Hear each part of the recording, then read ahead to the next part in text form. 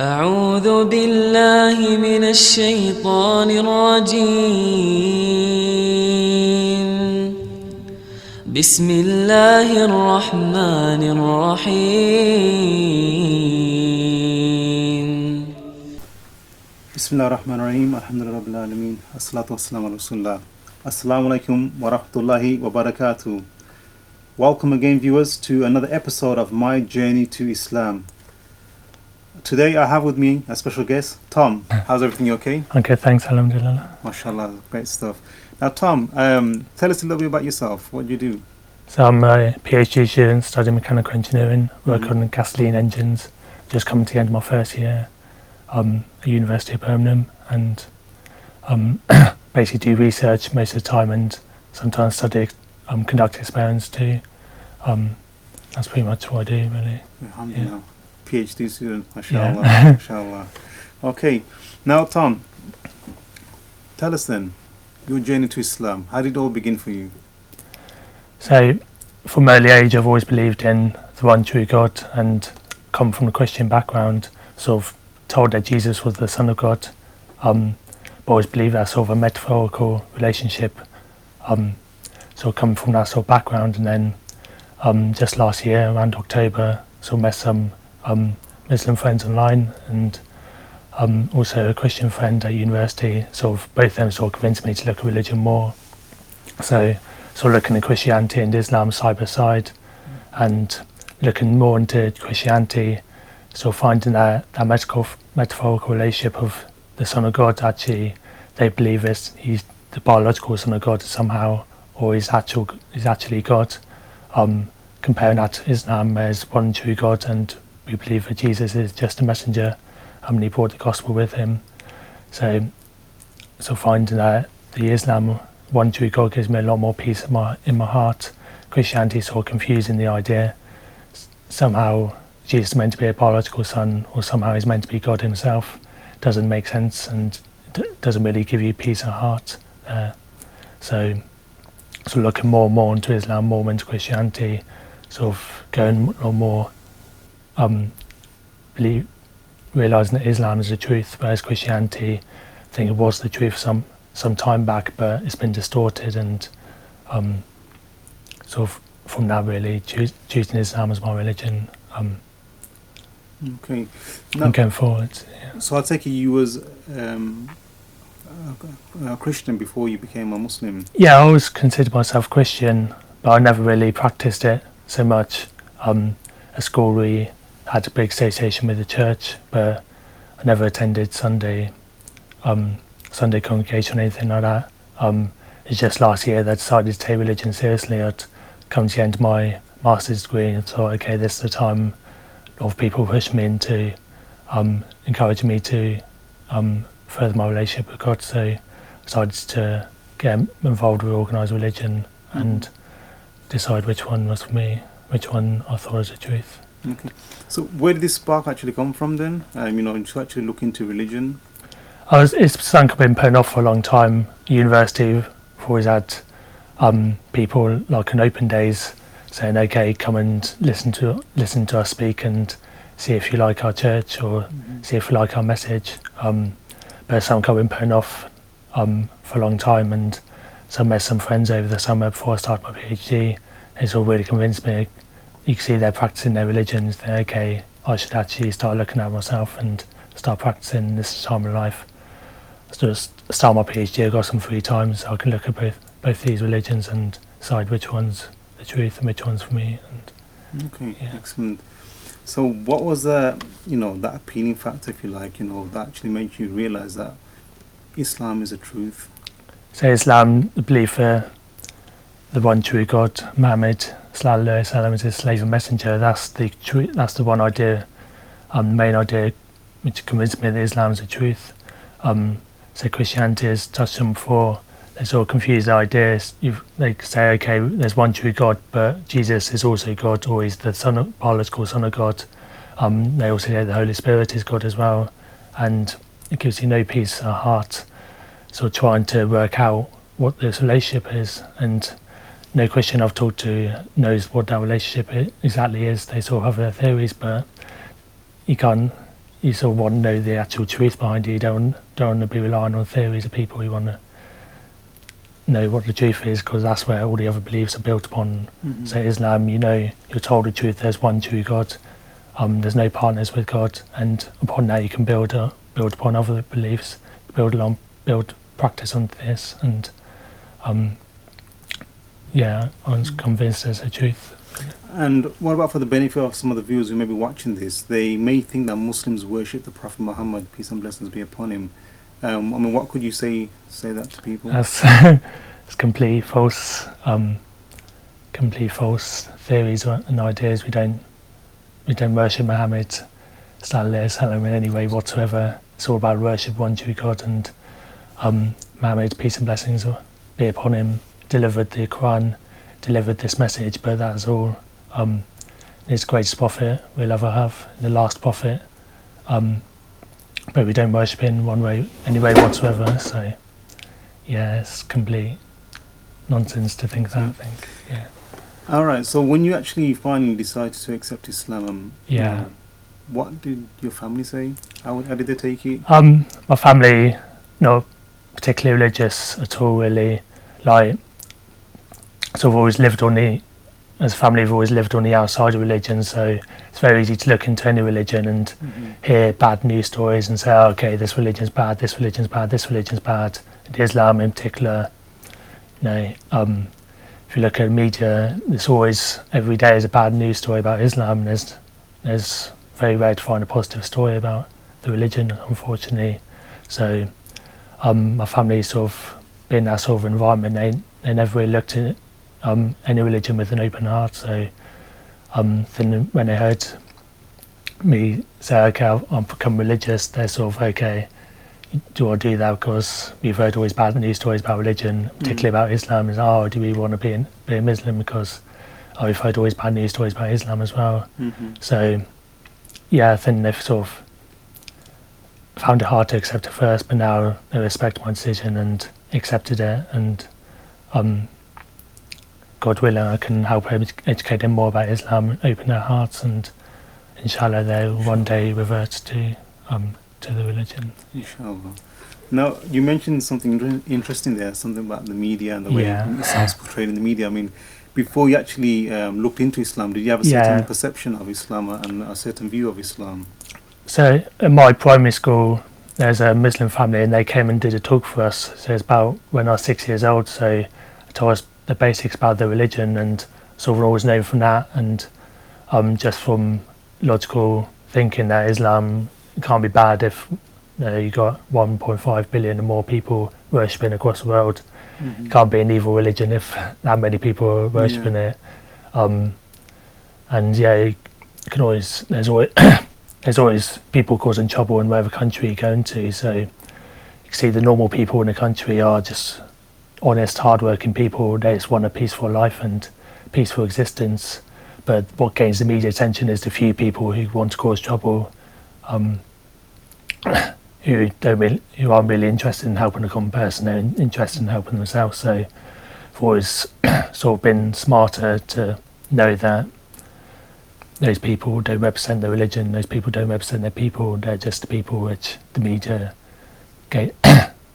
focuses on. And the same way you look in America, if you look at any sort of reality TV show there, that's just an exaggeration of the American life. Or if you look at any sort of reality show, it's sort of exaggeration, and the media sort of the reality show of Islam is sort of exaggerating the Islamic way of life, and it's not focuses on those loud people who want the attention, but really they're not the people who should be focused on. People focus on the man who goes to work 9 till 8 o'clock every day, working hard to his family, or the wife who stays at home looking after her children, bringing them up in an Islamic way. Those people should be focused on them, but the media, it focuses on people who cause a trouble, and unfortunately just cherry pick. On the tiny amount of people, and that's constant, and it's unfortunate, but it's one of the challenges we've got to overcome, really. And it's complete false perception, and it's not only you get the modern media, then you look on the internet and you get very right-wing media which just spread spreads lies. It's not even based on fact about our religions. Mm-hmm. It's sad to hear people attacking it so badly, and then what have we done to you to deserve this? But it's overcome those wrong perceptions there, and if there's people spreading false ideas about our religion, we've got to spread the true ideas, and hopefully people have the common sense, have the intelligence to pick, to know which one's right, which one's wrong, and inshallah, God willing. Now, if you can just explain the connection between the prophets, because some people think that the Prophet Muhammad, peace and blessings be upon him, he just came with something radically new, something completely disconnected from the previous prophets. Yeah. I mean, if you can just probably highlight or touch So on that a little bit. Yeah, so we as Muslims, we believe in all the prophets, peace be upon them all right from Adam, Noah, Ibrahim, Moses, all the prophets, Christians and Jews believe in. We believe that Jesus, as well as one of Jesus' main messages was to tell us about the forthcoming of Prophet Muhammad, peace and blessings be upon him. So we believe in all the messages that come before Prophet Muhammad sallallahu alaihi wasallam. We believe is the last messenger who delivered the perfect Quran unaltered since it's been revealed, and so we believe in all previous messages. Muhammad just brought all these messages together in the Quran and in the Sunnah, and formed the religion of Islam from that. But we believe all the prophets before them, peace be upon them, also practiced Islam. Just that Islamic message wasn't complete until Prophet Muhammad, peace and blessings be upon him, completed that message and brought it all together for everyone. And now, how was your life before Islam and after Islam? Yeah. Or during Islam? So Islam, before I used to worry about a lot of things, sort of worry about the future and always concerned about what will happen tomorrow, but sort of belief in one true God and belief that whereas we have free will, God knows what we're going to pick. God knows our future's always been written in a sense. So and we always believe that God's going to look after us as long as we stay loyal and worship God. He'll look after us and do what's best for us. So I can rest in peace now, peace in my heart, and actually be concerned about enjoying my life and what's happening today, rather than worrying so much about the future. Worrying about ifs and buts about life, can actually enjoy life more and live a better and fuller life because of it. Did you get stressed out quite a bit previously then before Islam? Or? Yeah, so not so much physically, but just always constantly thinking on my mind about what's going to happen tomorrow. What if this goes wrong? What if that goes wrong?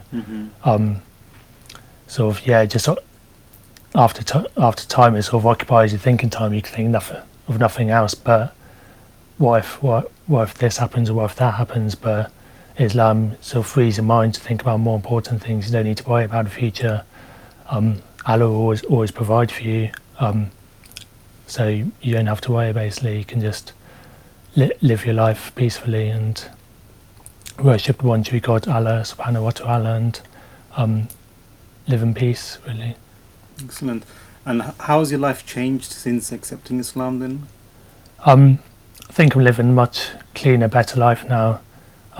Sort of giving up alcohol.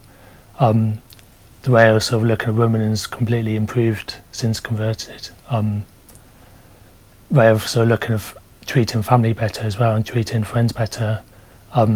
Before sort of I'm doing my part, but then once you accept Islam, you think, oh wow, actually I haven't treated my mother as well as I should have. I haven't treated girls in my life as good as I should have. I'm not treating my family and friends as good as I should have. So really gives you a reality check, really, and says, okay, you need to do better, and I'm trying my best to improve upon that and be better, good to my mother and good to my family, good to women, good to men, good to everyone, really. And for the sake of God, basically trying to make their lives better as well, not just thinking about myself but thinking about other people as well. And then that's really improved a lot since I've reverted. Praise be to God. And it's good. Alhamdulillah. Okay, what message would you have for some of the viewers who may be watching this and they're not necessarily Muslims, but they're considering Islam, they're looking into the research, and what kind of message would you give out to them? Say just approach it with an open mind, really. Always consult several sources about anything you read. If you read one website, it'll always have its own slant, its own opinion, so read several websites about a particular subject and then form your own opinion, really. I believe you'll come to Islam in a logical, if you think logically, really. It's logical there's one true God. It's logical that all the prophets were brought their own message, and everything in Islam comes as a result of logic. If you think logically and take your time and read several subjects, you actually realise, okay, Islam is the truth, Islam is the right way. And don't come with try to sort of move any preconceptions you have. Just have completely open mind and open heart. And it's this life is just temporary. It's only 100 years if you're lucky. The afterlife is eternal, so it's really worth taking some time to make this decision. And there's no brainwashes, nothing like that involved. Just people can take. I took about 6 months to accept Islam. People take 1-2 years. People take 5-10 years. People take a lifetime to accept the religion. So just do it all in your own time. Consult several sources, and Green Lane Masjid offers a lot of services. So if you're thinking about Islam, you can always come and they'll give you free impartial advice about the religion and really help you forward in finding the truth. Inshallah. Inshallah. Is there anything else you'd like to add for the benefit of the viewers at all?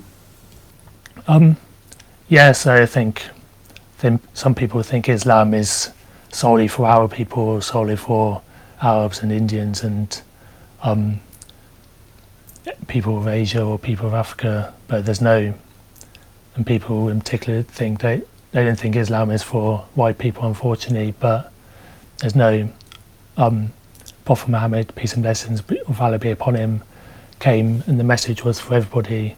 Some of his early companions were Africans and people of color, people of different colour than the Arabs, and the message is for everybody. It's universal. It's not restricted to one people. Just because perhaps the Roman Empire over 1,000 years ago decided, okay, Christianity is for us, Islam is for other people. It's not. You don't have to be restricted by that decision. Religion, Islam is very much for everybody. So, really, take your time to think about it, and don't have try to move any preconceptions there. You can't be Muslim because you're not.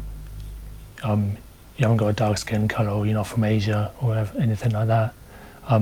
It's universal, and everybody around the world is reverting this fastest growing religion. Europe and both Europe and North America. People like myself are looking at the religion and finding the truth. So very much encourage you to do so as well, and very much improve your life, not just in this world but in the afterlife too, and really bring you great rewards. And just keep on moving forward as well. Do everything in your own time. But if it takes you a couple of years to accept Islam, that's perfectly fine. It'll come when it's meant to come. If God wants you to become Muslim, He'll do it in whatever time's best for you. So just keep on looking and researching, and you'll come to your own conclusions. And hopefully, that's Islam. Inshallah, it is. Yeah. Okay, Jazakallah khair. Thank you very much for that. Good, thank you very much. Jazakallah khair. Cheers. Okay, viewers, that'll be all now. Thank you for watching, and there you have it, straight from Tom. Islam is not restricted to any race, nationality or colour, and have an open heart, look into it as well. أعوذ بالله من الشيطان الرجيم بسم الله الرحمن الرحيم